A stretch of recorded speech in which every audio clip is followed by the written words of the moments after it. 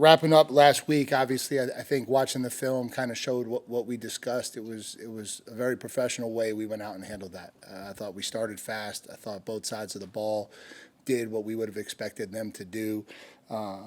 We were able to get that thing out of hand quickly and able to play a lot of guys. I think we wound up playing 85 different players in the game and got some young guys, a lot of extended reps and a lot of work. And so that was really good to see. Wrapping it up for us, just our players of the week, offensive linemen of the week were Armaje Reed-Adams and Chase Basantis. Thought both those guys really set the tone for us.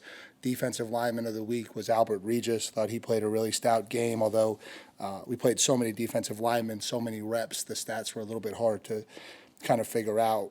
Players of the game on offense, it was Le'Veon Moss. Thought he ran the ball really well. I thought he made the strides that we had hoped to see him make from week 1 to week 2. I think he'll continue to improve as the year goes on. On defense, we gave it to Ryland Kennedy. Just really happy with the value he's given us on third down. That's 2 weeks in a row where he was able to go out there in the third down stuff and really be a factor. And then, as it got to going a little bit, he was able to get a lot more work in the first and second down stuff and kind of make his impact that way too. And then our special teams player of the week, we had to give it to the 12th man kickoff team, the whole group for pinning the ball inside the 20-yard line on their rep when they were out there. And so that was really good. As we turn our attention to Florida, obviously an extremely talented SEC team, going to be a very difficult environment Saturday to go down into the swamp, one of the tougher places to play in this conference. And so getting the primetime afternoon slot, we know that place is going to be rocking. When you look at them on offense, they've got 2 extremely talented quarterbacks who kind of have some different skill sets, and so it'll be a challenge for us defensively to prepare for both and make sure that we're ready for both. They got a running back, Montrell Johnson, who's run for over 2,500 yards in his career. Certainly played an awful lot of football, really talented back. Outside, they got Eugene Wilson playing wide receiver, who's one of the best wide receivers in the conference. A kid that obviously we're going to have to pay a lot of attention to, but they really did a good job adding some experienced guys through the portal, and so they're really talented at the wide receiver group, for sure the best group that we've played to this point. Tight end wise, I think they've got great size and length, physical at the point of attack, and they bring back 3 offensive line starters, and they added a transfer from San Diego State. And so, again, a lot of guys up front who have played a lot of football. And so offensively, it's a group that's played a lot of football, very, very experienced, very, very talented. Coach Napier does a phenomenal job with his scheme. He always has. And so we're going to have our hands full. Defensively, it's certainly an SEC group. When you look at them, they're tall, they're long. They got a lot of girth inside. Their defensive line is really talented. Length, physicality, athleticism. Certainly when you get into SEC play, you get a different level of twitch that jumps off the tape, and we'll have to prepare for that appropriately. Shamar James is one of the better linebackers in the conference. Pup Howard's a kid that we knew very well when I was here recruiting, and so both those kids are talented players. Jason Marshall's one of the best corners in the league. And again, through the transfer portal, they added some experience in the secondary. And so it's a talented group. We're going to have our hands full, and we'll have to have a great week of prep to go down there and be ready to play our best. And so from there, I'll open up to questions. Start with David and then Olin. Mike, how do you gauge improvement week to week when you're talking about 2 different types of weight class, with all due respect to McNeese, but now going to Florida and looking back at Notre Dame? How do you kind of gauge it from week to week? Yeah, I think the film is still the film. Like, you still see footwork, you still see fundamentals, still see how you're targeting plays, how you're making your communications on defense. There's still a lot of things, some of the intricacies within the game that you're paying attention to. Obviously, you would expect us to be able to run and get open. You would expect us to be able to cover them. But some of the pre-snap stuff, I don't think that changes week to week, regardless of opponent. And so there are still a lot of things that you can look at and point to and say we got better, and point to and say we still have some areas we've got to grow in. Second row on the left or right, Olin. Mike, just your evaluation after 2 games on y'all just run defense specifically. Yeah, it's been terrible. If we're being honest, it's not been what we want it to be. I think obviously last week, it didn't start going south until we really started getting to some guys who haven't played a lot of football, and so I think that was good for them. I think the first group handled last week the right way, but certainly giving up 185 yards a game on the ground is not where we want to be at all, and so certainly a lot of strides we've got to make to get that where it needs to be. And then I want to ask, if I'm not mistaken, the last time A&M won a SEC road game, you were here. Do you have any thoughts on how you actually win a road game? And do you have a philosophy of the way you approach a road game any differently than a regular game? Or I said it was a home game. I was here. It was at Missouri. I do remember it. We won quite a few of them when I was here, so we'll try to duplicate that recipe a little bit more than the last 2 years. But no, I think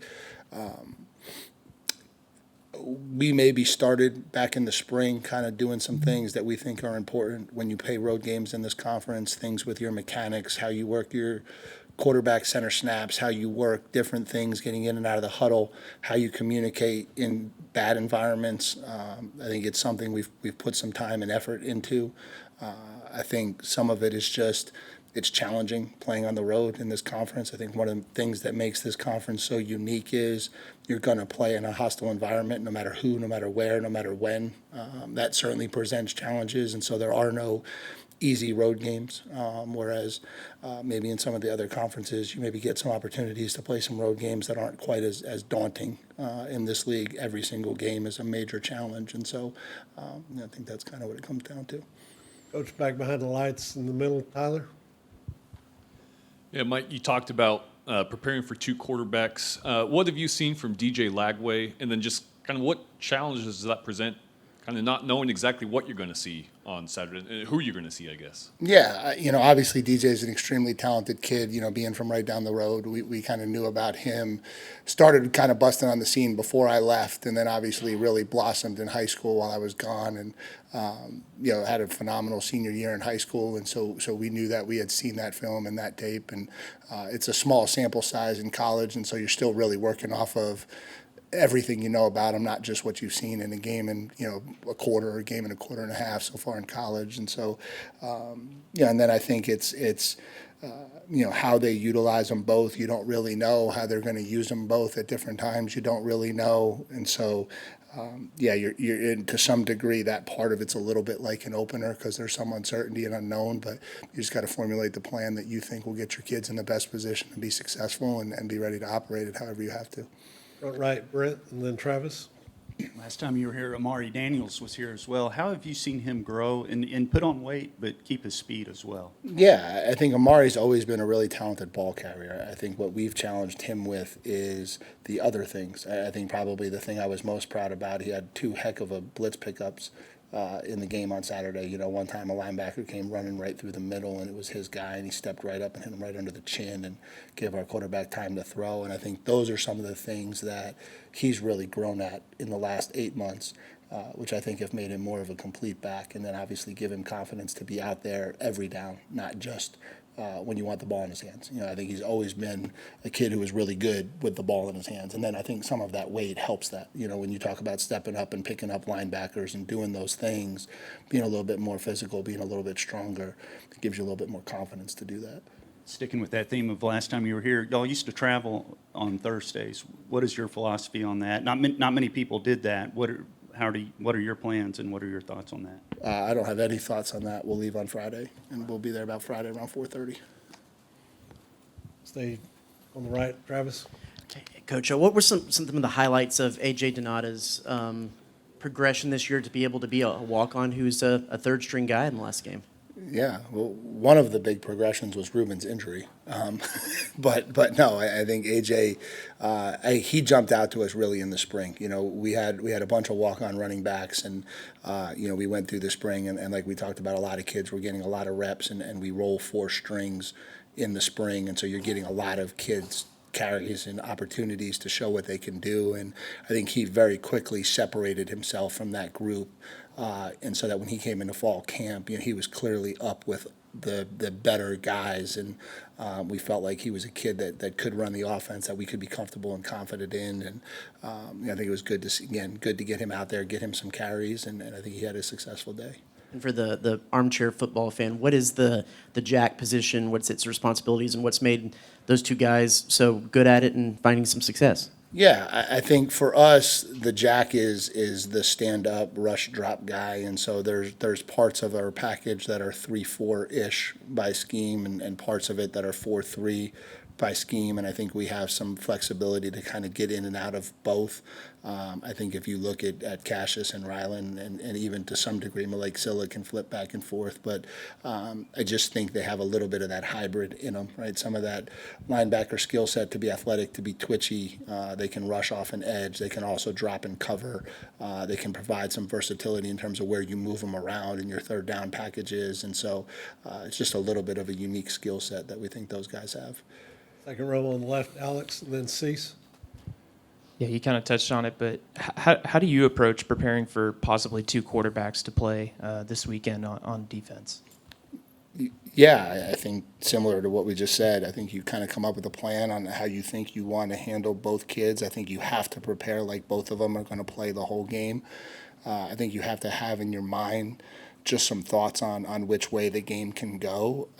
But I also think you certainly can't come up with two different game plans, because I think your kids will get paralyzed by volume. And so I think you got to figure out the rhythm that you want to get into to handle both kids, knowing, again, similar to an opener. Like when you go into an opener, you just know there's going to be adjustments that have to get made as you're going through the game. I think it's similar as you start to figure out, okay, here's how they're managing this thing. You know, maybe it's DJ plays the whole game, right, and that's one game. Maybe Graham plays the whole game, and that's another game. Maybe it's Graham with DJ sprinkled in. You know, there's a lot of different ways this thing can go. Front left, Cease. Going back to your first road game as a head coach, I believe it was Northwestern, to now, what has changed? Are you more aggressive as a coach during a game, less aggressive? What have you learned, taken from that now, I think, 11 road games? Yeah, I don't know that I think about a road game differently in that regard. I think you look at each opponent and you try to figure out, okay, what is our best way to create opportunities to jump on them early, try to establish game control, try to put ourselves in a position where we don't have to chase the game. And then figure out through the middle parts how do we sustain what we're doing, and then know that you have to finish down the stretch. And I think maybe the game control piece is a little bit more important on the road. And what I mean by that is, like, when you get in the flow of the game, you get a lead, keep the thing within reach, you stay in touch to them. I think it kind of neutralizes a little bit how the crowd plays into it. I think some of those things are important. And what's Shanahan's status since his off-the-field deal? Yeah, so we handled that internally. He was suspended immediately, and now it's under internal review, and we'll kind of go from there on that one. Front right, Carter, then we'll go to the back. Mike, I know Jabray had, I think, 8 snaps against McNeese. Just how close is he to, like, having full no restrictions, I guess? And then what do you think he can give to this offense? Yeah, I probably still a couple of weeks away. I think we had kind of targeted that Arkansas game as where we thought, would be the right timing, and it's probably still that. I think he's another experienced wide receiver who has the ability to separate. Obviously, over 1,000 yards receiving last year, and so he's been very productive.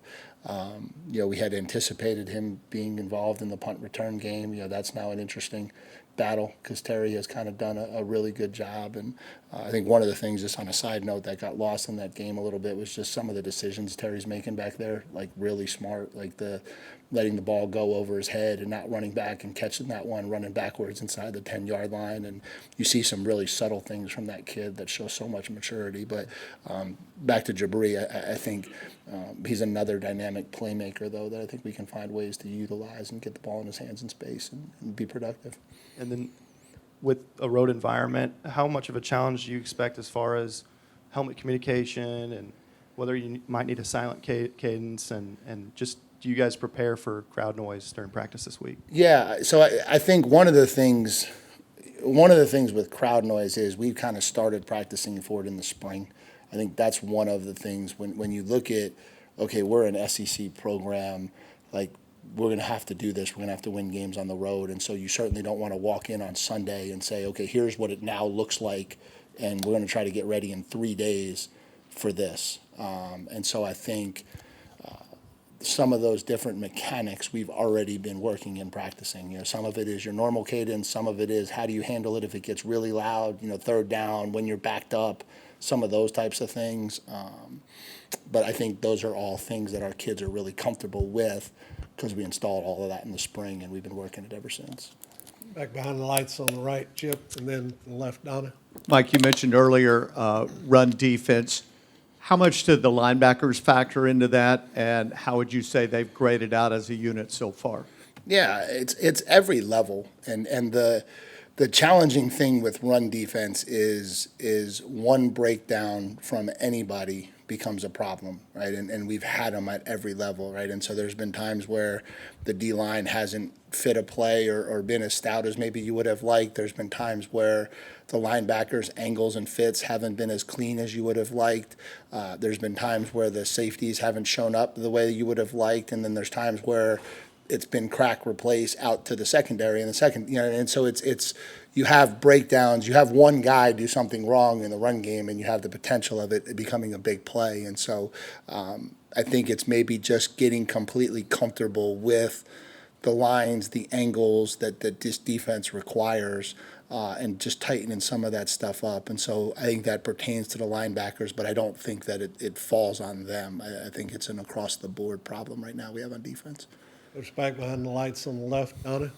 Coach, from what you've seen on tape as far as Florida's defense goes, what kind of challenges do they present for your offense? Yeah, I think they're extremely athletic. Their two corners are really, really long and athletic, and so they can cover at an elite clip, which is always a challenge. I think they roll a lot of different guys up front, and so they're going to come at us in waves and be very fresh. And I think they have some playmakers at the second level, and so again, it doesn't take you long to remember that when you get into this league, it's a little bit different when you start watching skill sets of the people that you play against, and so.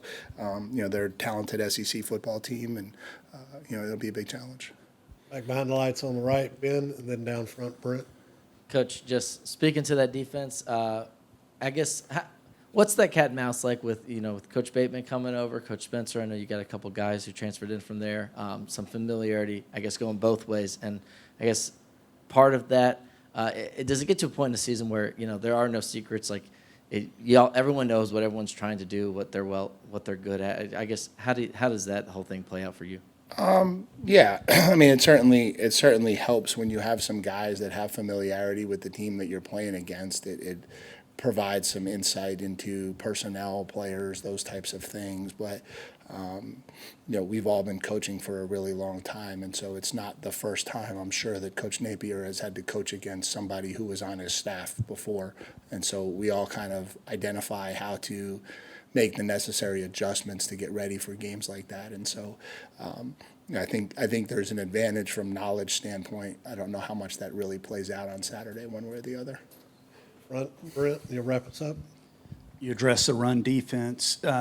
How would you evaluate the pass rush so far? I think you have one sack, if I'm not mistaken, through 2 games in terms of improving in that area. Yeah, I think I've been happier with the pass rush than the stats would lead you to believe. I think we've pressured the quarterback. I think we hit the quarterback at Notre Dame. I think he was a really difficult kid to sack.